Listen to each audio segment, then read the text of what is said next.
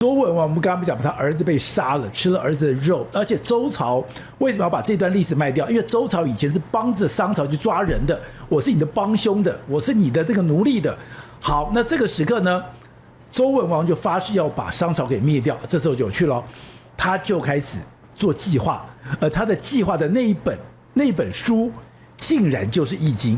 对，我们讲说周文王这一块历史，它其实蛮有趣的。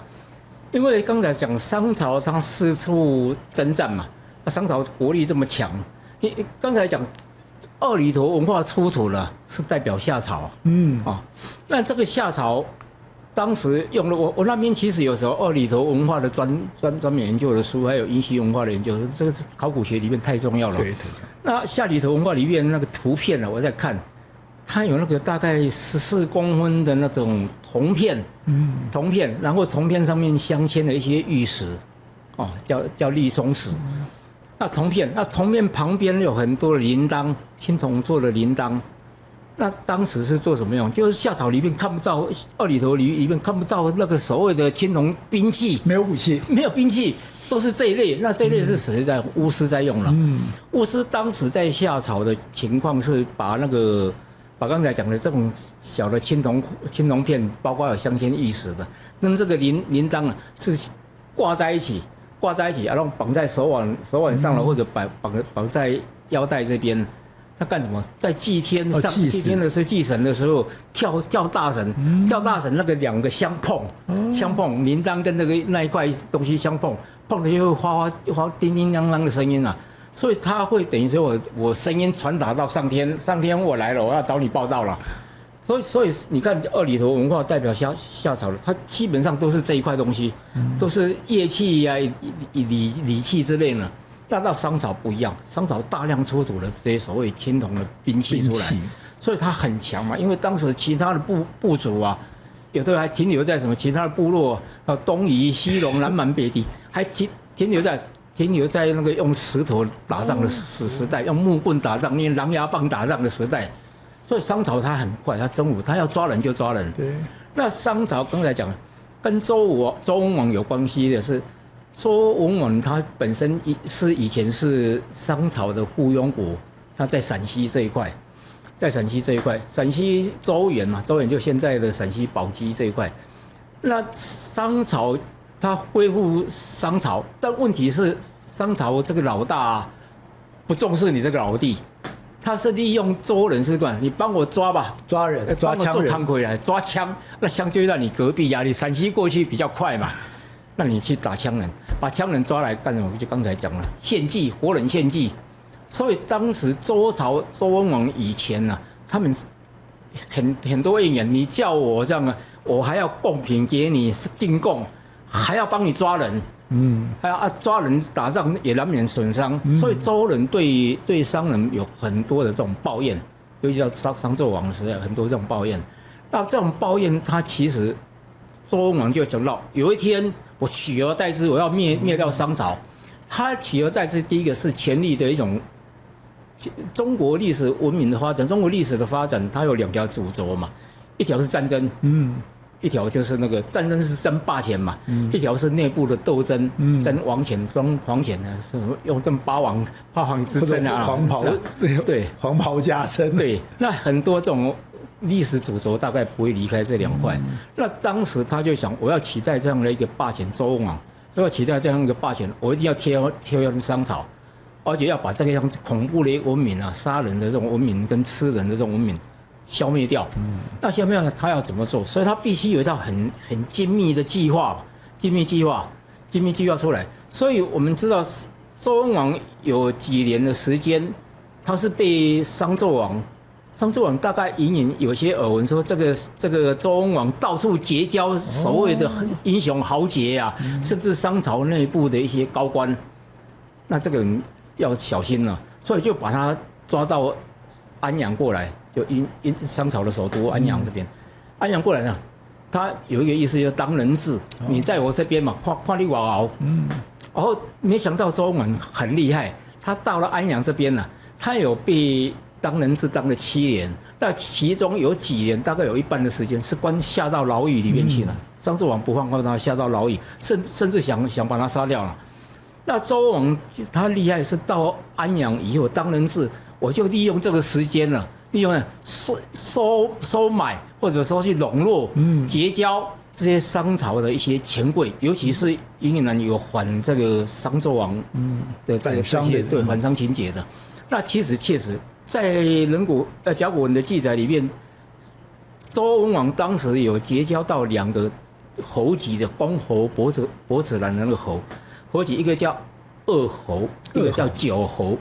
这两个人后来被杀掉了，也是被刚才讲用这种所谓的对演技，就把他煮掉吃掉了。那这2个人就是被商纣王有人打报告，一个叫崇侯打报告上去说这2个人跟周文王走得很近，而且理出对商纣王的怨言，所以要小心。那商纣王听到这个，我就杀了嘛。就把那2个人杀掉，然后周文王下狱，他下狱不杀他，还有一个很大的原因呢，就是说我还要利用你周朝继续帮我做事情嘛，还有利用价值，对，还有利用价值，所以后来到狱中里面去，那周文王到狱中里面去，他后来下定很大的一个决心，最大的决心是什么？在这边发生了一件事，是他的长子，当时也是被他带过来当人质呢，叫伯邑考。那伯邑考刚开始过来是帮商纣王驾马车啊，因为刚才讲的一定人长得很帅啊，什么驾马车，那也没有什么得罪你的地方。但后来因为商纣王得知这个周文王可能有异心，所以他要说你对我们的这种文化不太满意，是不是？那你是圣人啊，圣人不吃人肉吧？吃，我杀你的儿子伯邑考，就把伯邑考杀掉。那伯邑考杀掉。有人讲说做成肉丸子，有人讲说做成肉饼，那大概就是剁一剁以后去做出来的东西嘛。那送到周文王面前，他还告诉周文王，这个就是人肉做的，对，而且是你儿子，吃不吃？那周文王说，一个成大器者，他一定要舍得这种可怕。对，他把他儿子做成的肉丸当面吃掉，所以商纣王就大笑嘛。说你不是讲圣人吗？圣人吃人肉吗？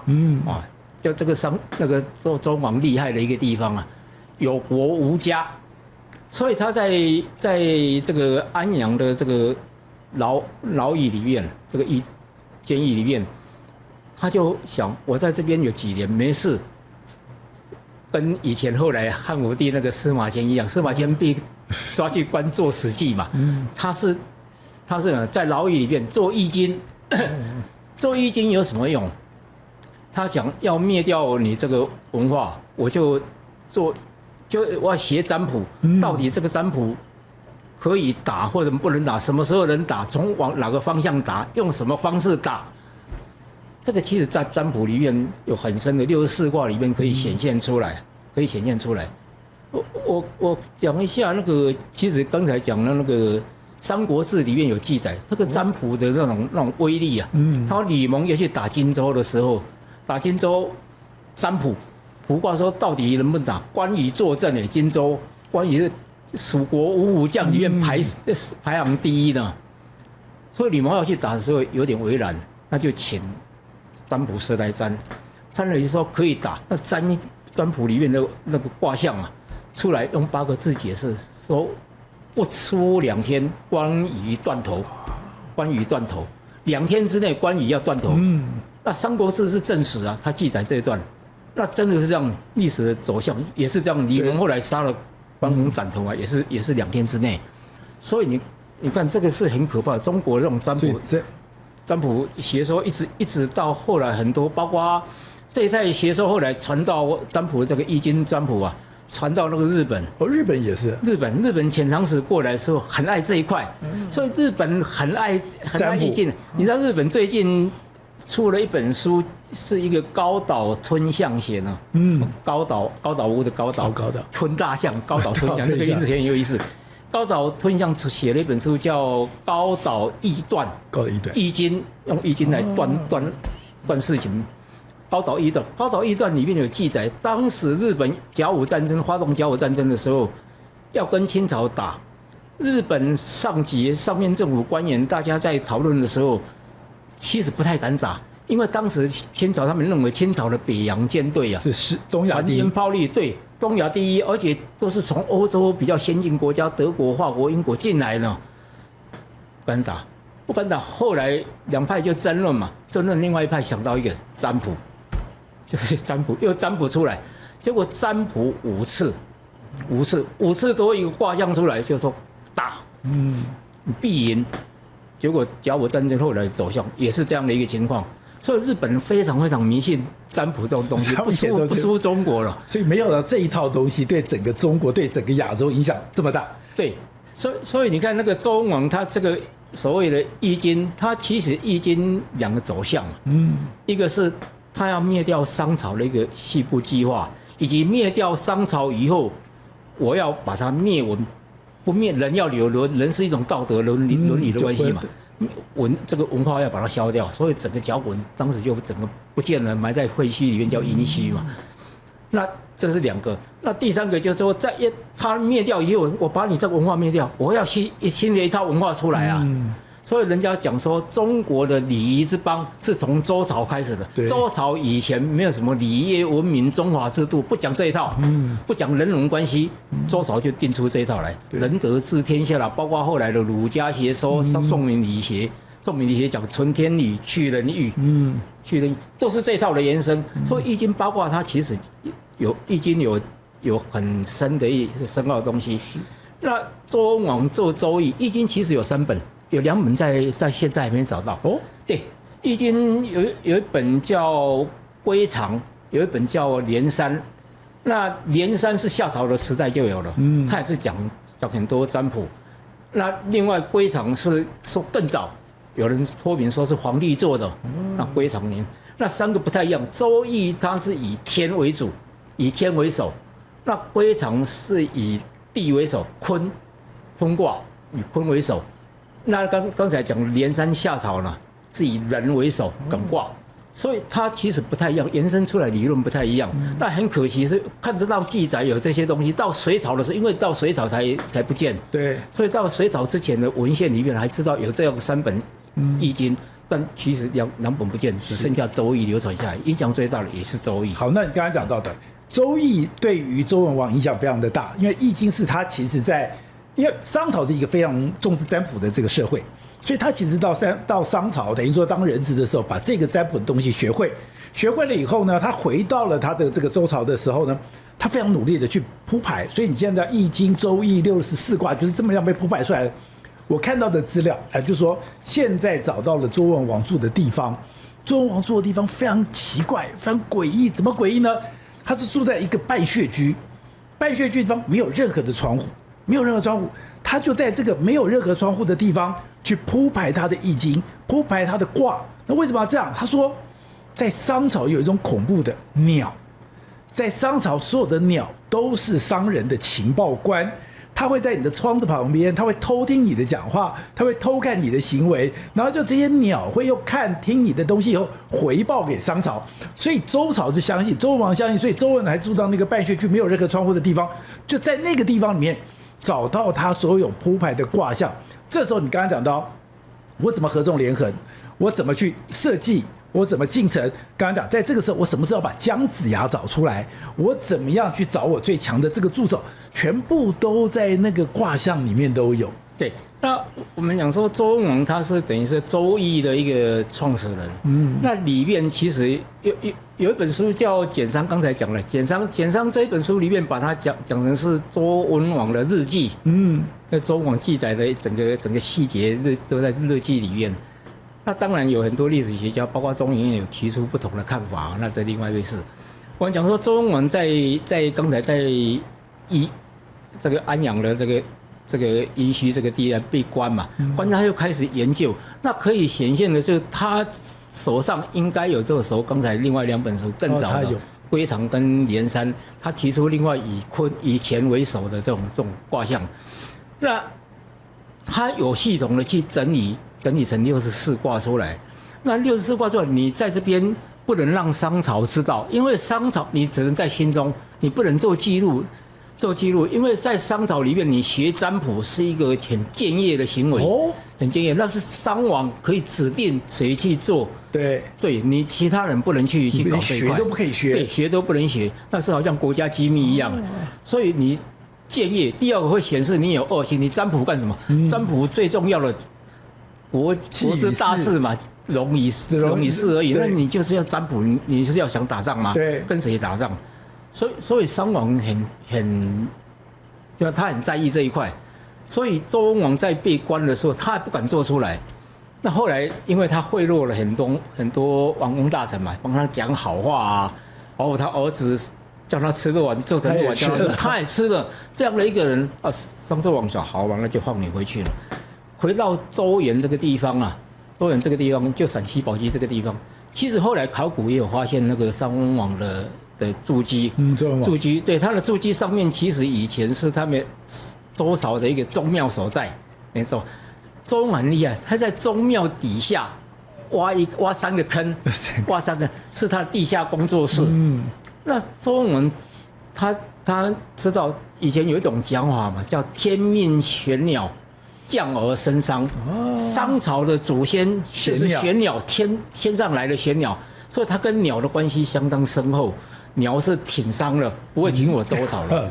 所以他这样的一种讲法是，后来他就把这个工作室呢，我们讲说秘密工作室挖在地底下，但现在考古发现是在地下大概离地面2公尺夯土的一个地方，挖入2公尺深，然后要下去怎么下？用木梯，他得在忠实的那个地板上啊，把木板掀开，像现在的密道之门嘛，木板掀开，然后加一个木梯，你才能走到这个工作室。你要其他也没有通过去的地方，木梯拿掉，地板盖着，这么神秘，它就是一个密道，就是一个密室。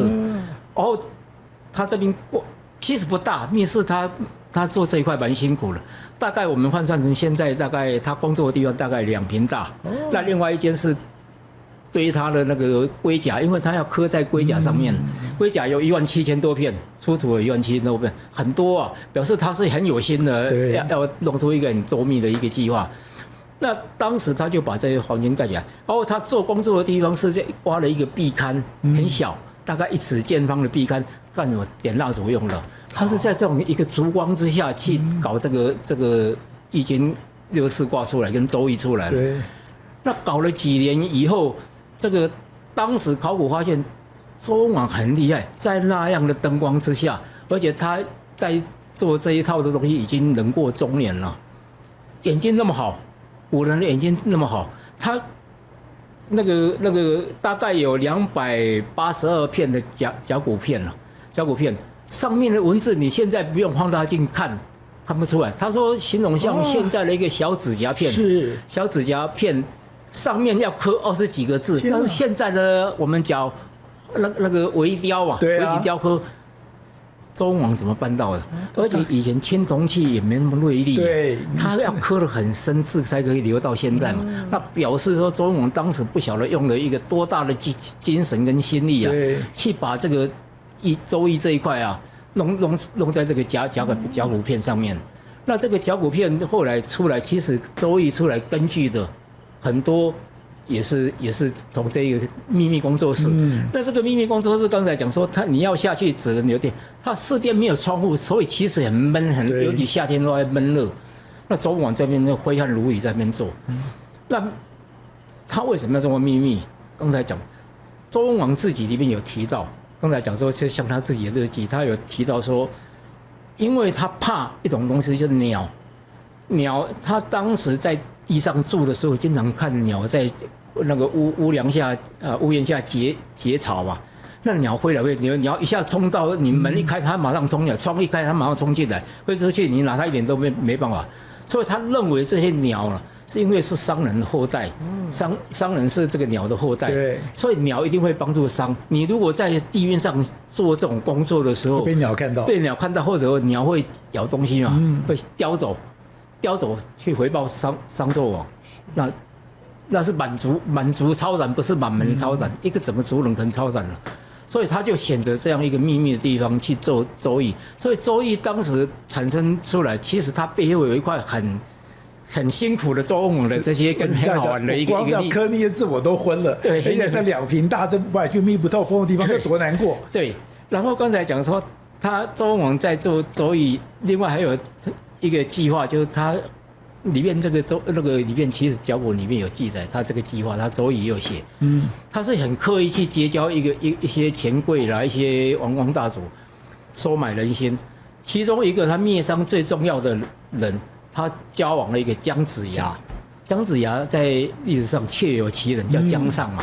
那姜这个字其实是羌的一个另外一种。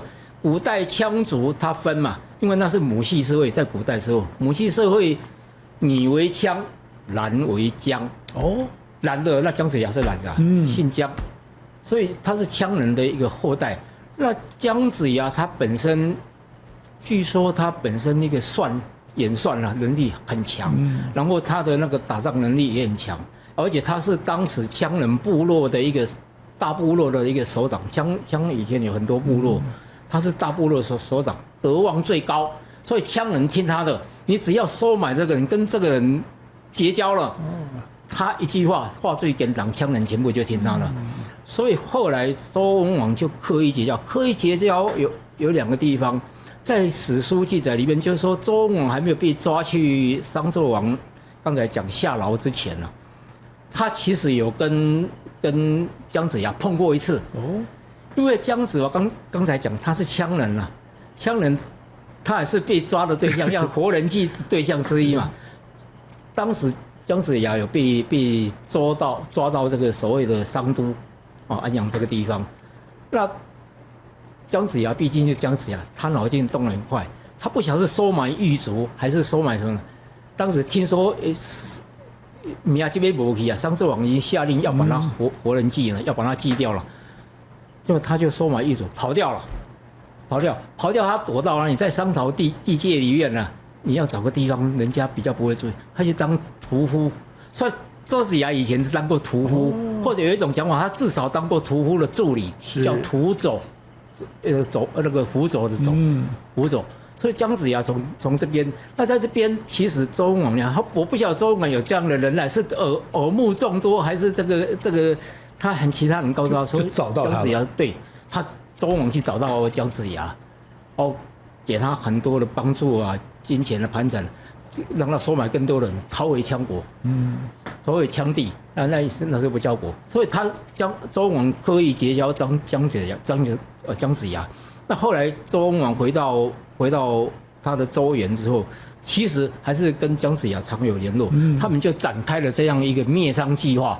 所以刚才讲说，中国文明最大的一改变的那一天，西元前1046的1月27号，谁带队？那个周武王带队。周武王是周文王的嫡次子，伯邑考长子嘛，被吃掉了。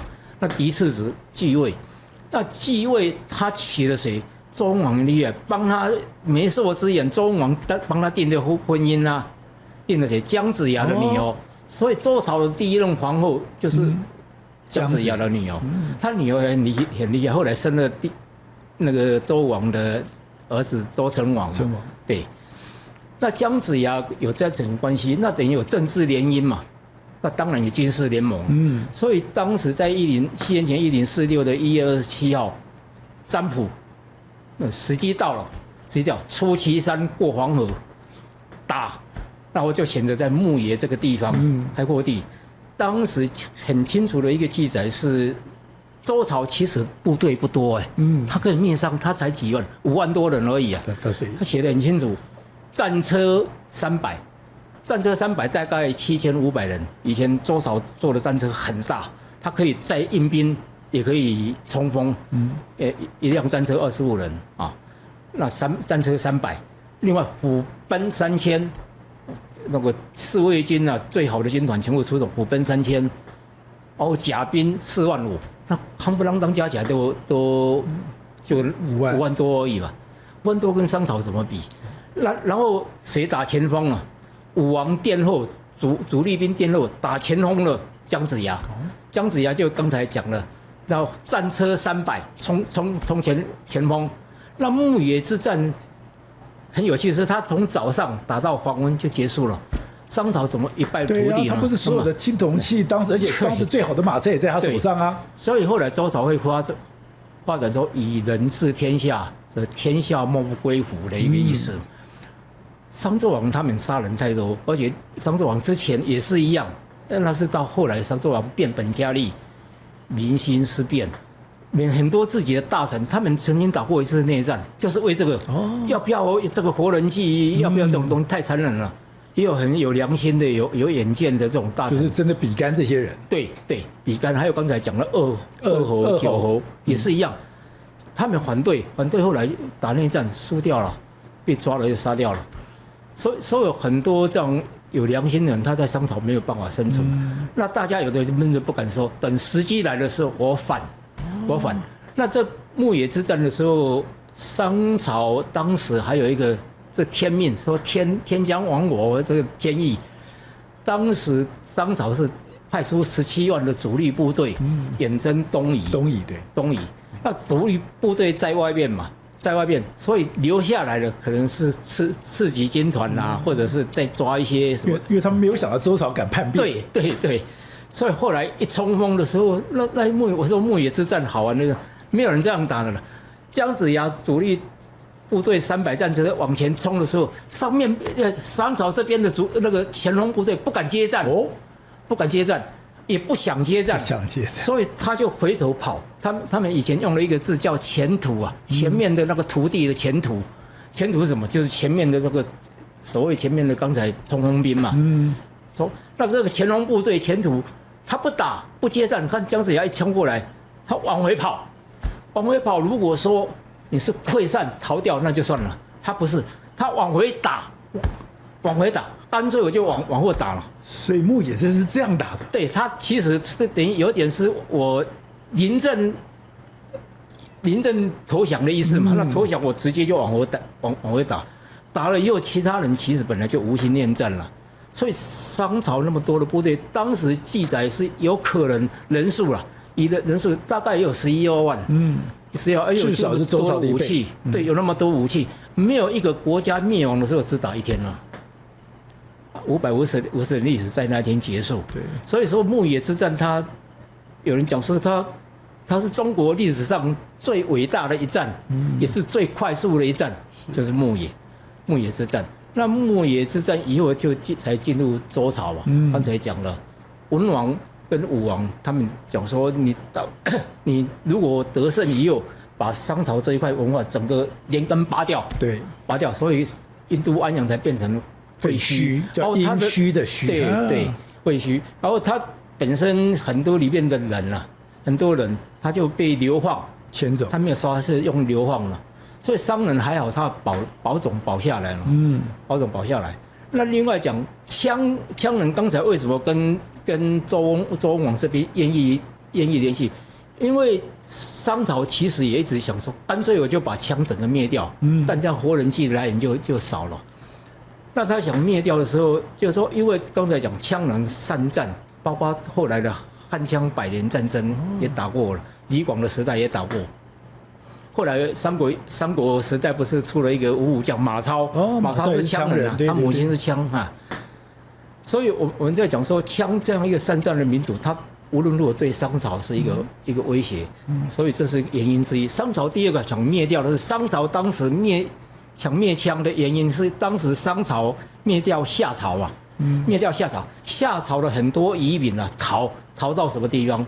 现在的甘肃青海，就是羌人主管的地方。那羌人把他收留了，得罪了这个商朝，说你收这个是我要杀的，你既然能亲命要犯，你把他收藏，所以第二个我要杀你，我一定要灭你国。所以羌人当时会跟周王，你要结交我，我也想结交你，我们有志一同嘛，要不然我也有一天我会等于灭国，以前叫灭邦啦，他灭种了，对，所以你看。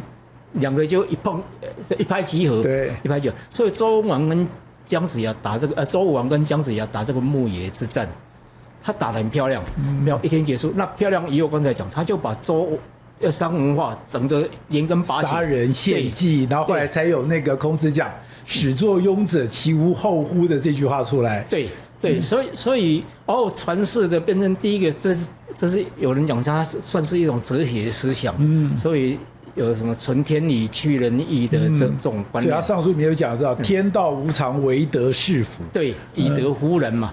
天子的也是一样，要教化民众，你要以德，大家天下就会归服。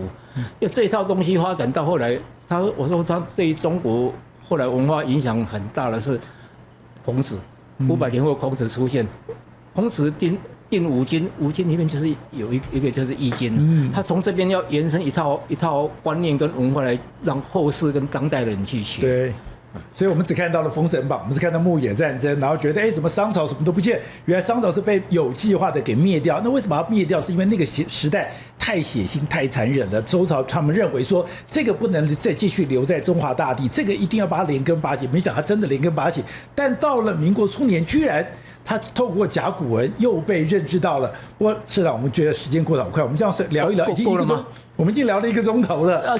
然后呢，我希望的这个四大文明都还没讲。哦呀，这东西我们要慢慢以后慢慢聊。我们这是刚刚时间过得真的很快，是的，我们以后啊，真是常常来。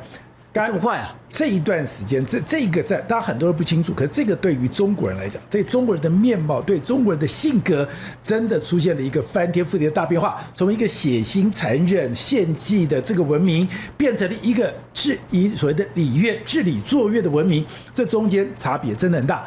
非常谢谢社长，谢谢宝杰，谢谢各位宝杰朋友圈的朋友，大家好。您对我们的支持，还有您对我们的指教，其实我们都会认真的阅读，因为您的每字每句都是我们自己反省，我们要自我检讨，甚至我们未来怎么去调整方向的一个关键的因素。所以我们就刚刚讲到的，就是你现在的这些留言有什么留言，那我们可以怎么样子来的跟观众来进行回答。淑娟说：“支持宝洁及团队，你们是最优秀的。”非常谢谢您的肯定。当时讲说，我们的节目其实还有很多改进的地方，那这种改进也是我们每天都在做的工作。听后X5R他说，政府部门主管机关应该管理一下，坚决不让中共产品进来台湾。我觉得应该这样讲，就是现在大家觉得很难思考的是说，我们知道现在有很多的网购，现在很多的网购居然是有很多的中国的网购是这样直接进来。那你如果说没有任何的管制，现在很多国家都有管制，我也不理解说为什么我们台湾在这方面没有管制。你没有管制，第一个你的品质，第二个你是对台湾的商业、对台湾的产业会不会有伤害，这都是政府应该面对的问题。Rookwood 0222他说，天佑台湾，感谢宝洁，一起保护台湾，台湾人加油。当我们希望说，在台湾这块土地里面，我们真的好好的守护，好好的来保护这个国家。Karen 说：“感谢宝洁哥制作这么好的节目。其实能够做这样的节目，其实是我觉得那是一种福分，那是一种福报，我们会非常珍惜。”为20110他说他看了郑习会那一集，他说只有我觉得郑丽文尖嘴猴腮、面露凶相吗？对于郑丽文是不是尖嘴猴腮，我们不予置评。立刻他看了川普无视习近平警告的那一集，他说中国与和平水火不容，要改成这样子比较通顺。也就是说，中国跟和平水火不容。其实今天要追求和平的其实是台湾，我们从来没有挑衅过对方。好，刚刚讲到的，我们非常认真的来做我们的一个工作。其实我们刚刚讲到，我从以前我其实没有任何政党，那我也不去标榜这个东西，我只告诉你说，我们现在在这块土地里面，我在民进党跑那么久的时候，我学会一句话：相信台湾，相信人民，相信台湾，相信人民，这是我做这个节目里面最中心的思想。